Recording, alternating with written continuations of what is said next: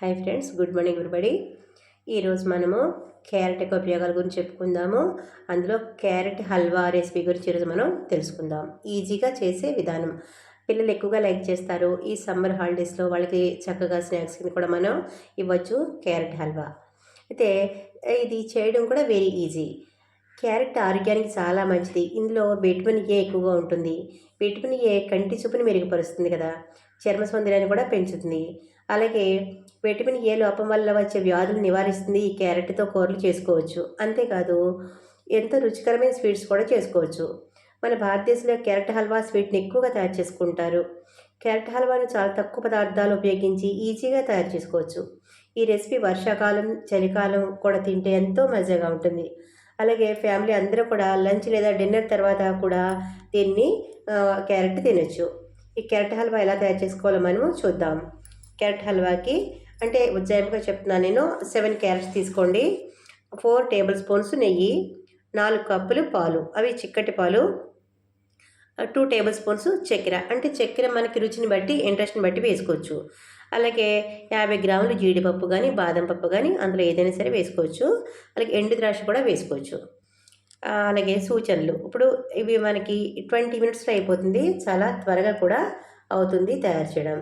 First మనం ఏం చేయాలంటే క్యారెట్ని నీటిలో బాగా కడిగి తర్వాత సన్నగా తురుముకోవాలి. ఈ క్యారెట్ని తురుముకొని ఒక ప్లేట్లో తీసుకుని పెట్టుకోవాలి. తర్వాత బాండీ పెట్టి పొయ్యి మీద అందులో నెయ్యి వేసుకోవాలి. 1 స్పూన్ నెయ్యి వేసుకుని, నెయ్యి వేడెక్కిన తర్వాత అందులో ముక్కలు చేసుకున్నాం కదా, బాదం పప్పు, పిస్తా పప్పు, ఎండు ద్రాక్ష, ఇవన్నీ కూడా దోరగా వేయించి పక్కన పెట్టుకోవాలి. తర్వాత ఇప్పుడు బాండీలో క్యారెట్ తురుము వేసుకుని అందులో చిక్కటి పాలు పోసి బాగా మిక్స్ చేయాలి. ఈ మిశ్రమాన్ని 15 నిమిషాల పాటు మీడియం ఫ్లేమ్లో ఉడికించాలి. తర్వాత పాలు అడగంటకుండా మనం కలుపుతూ మెత్తగా కుక్ చేసుకోవాలి.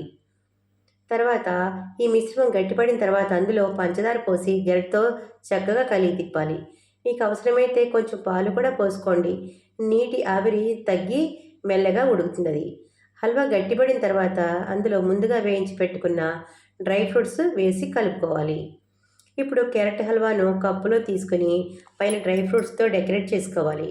మీకు ఇష్టం ఉంటే దీన్ని ఐస్ క్రీమ్ కూడా కలుపుకొని ఆరగిస్తే ఎంతో రుచిగా ఉంటుంది. చూసారు కదా క్యారెట్ హల్వా ఎంత సింపుల్గా మనం చేసుకోవచ్చో. క్యారెట్ చాలా కూడా హెల్తీ ఫుడ్ అనమాట అది. కొంతమంది పచ్చి క్యారెట్ కూడా తింటారు చిన్నపిల్లలు, కొంతమంది ఇష్టమైన వాళ్ళు, కొంతమంది లైక్ చేయరు. కానీ అందులో మరి విటమిన్స్ ఉన్నాయి కాబట్టి మనం ఎలాగైనా సరే పిల్లలకి పెట్టాలంటే ఇలా కూడా మనం చక్కగా హల్వా కూడా చేసి పెట్టుకోవచ్చు. సులువే ఇది, ఎక్కువ టైం కూడా పట్టదు. కాబట్టి పంచదార, జీడిపప్పు, ఎండు ద్రాక్ష వేసుకోవాలని చెప్పుకున్నాం కదా, అవి మనము తూచి అవి వేయక్కర్లేదు, మనము వీలుని బట్టి వేసుకోవచ్చు. అలాగే నెయ్యి కూడా అంతే, 3 స్పూన్ల నెయ్యి కూడా చక్కగా వేయించినప్పుడు కూడా చాలా సింపుల్గా వేయించుకుని చక్కగా చేసుకోవచ్చు. క్యారెట్ హల్వా సిద్ధంగా ఉంది కదా, దాన్ని వేడిగా కానీ, కొంతమంది వేడిగా ఇష్టపడతారు, కొంతమంది చల్లగా ఇష్టపడతారు.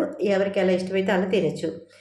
పంచదార అంటారా, చక్కెర అంటే పంచదార, అది మనకి ఇష్టాన్ని బట్టి, కొంతమంది స్వీట్ తక్కువగా తింటారు, దాన్ని బట్టి మనం వేసుకోవచ్చు. చూసారు కదా, మీరు కూడా ఇంట్లో ట్రై చేయండి. ఎలాగుందో చేసిన తర్వాత మాకు కామెంట్స్లో పెట్టండి.